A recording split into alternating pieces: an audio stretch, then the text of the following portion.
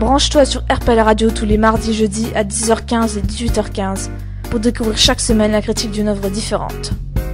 C'est unique et atypique, c'est Chronique Critique.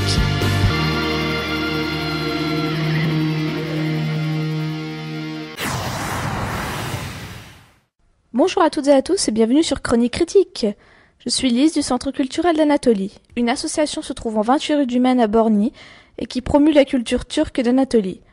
Elle propose des médiations linguistiques, des accompagnements dans la vie quotidienne, des cours de français ou encore de l'aide aux devoirs. Cette semaine, je vais vous présenter une nouvelle fois une catégorie que je n'ai jamais abordée, les jeux vidéo.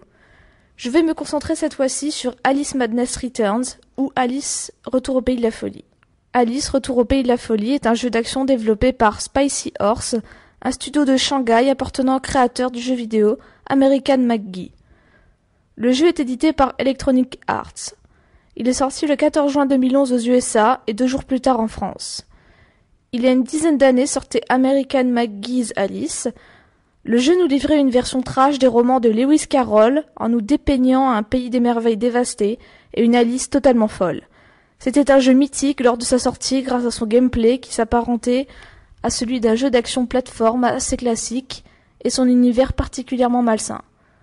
On suivait Alice, le roman principal des romans de Lewis Carroll, mais celle-ci avait totalement sombré de la folie après la mort de ses parents dans l'incendie de la maison familiale. Elle avait alors 18 ans et était enfermée dans un asile psychiatrique depuis ce tragique accident. Son retour au pays des merveilles, ou ce qu'il en restait, constitue alors pour elle une forme de thérapie qui lui permettait de reprendre petit à petit pied dans la réalité. Alice Retour au Pays de la Folie nous amène 1 ou 2 ans après cela. Alice a plus ou moins retrouvé la santé mentale, mais elle ne s'est toujours pas débarrassée de ses vieux démons. Il lui faut encore mettre la main sur le vrai responsable de la mort de ses parents. On débute le jeu dans les bas-fonds londoniens de la fin du 19e siècle. La pauvre Alice a bien du mal à remettre de l'ordre dans ses souvenirs et devra donc aller à la rencontre d'une galerie de personnages tous aussi glauques les uns que les autres. Ces confrontations à la réalité ne manqueront pas de lui provoquer quelques épisodes hallucinatoires qui la plongeront dans le fameux pays imaginaire.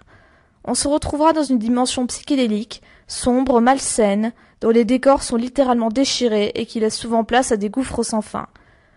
On pourra rencontrer les cartes soldats de la Reine de Cœur, zombifiés ou encore le chat du Cheshire, rachitique et toujours aussi malicieux. L'univers de ce jeu n'a donc rien à voir avec le dessin animé pour enfants Alice au Pays des Merveilles. Dans cet opus, un train diabolique sème le chaos et la destruction dans cet univers. Quelques figures bien connues nous demandent de l'aide et on croisera, par exemple, le chapelier fou qui a perdu ses membres ou le charpentier qui compte inviter les petites huîtres à un spectacle gastronomique. Ce jeu vidéo a eu de très bonnes critiques à sa sortie, que ce soit de la presse ou des joueurs. En moyenne, on retrouve des notes supérieures à 15 sur 20.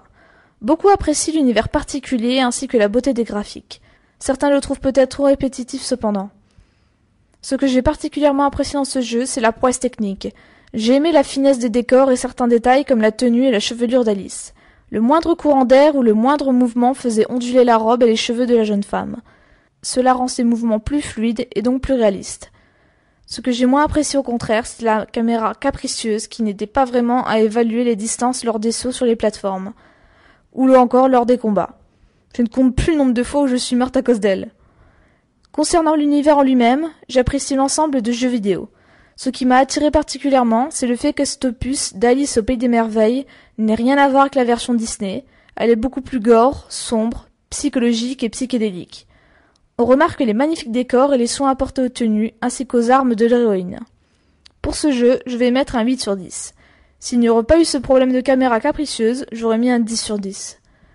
Voilà, Chronique Critique c'est fini pour aujourd'hui. J'espère que cette nouvelle catégorie vous a plu. Merci pour votre écoute, bonne journée à tous et à très bientôt.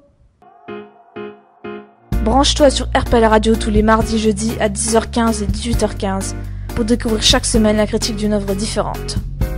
C'est unique et atypique, c'est Chronique Critique.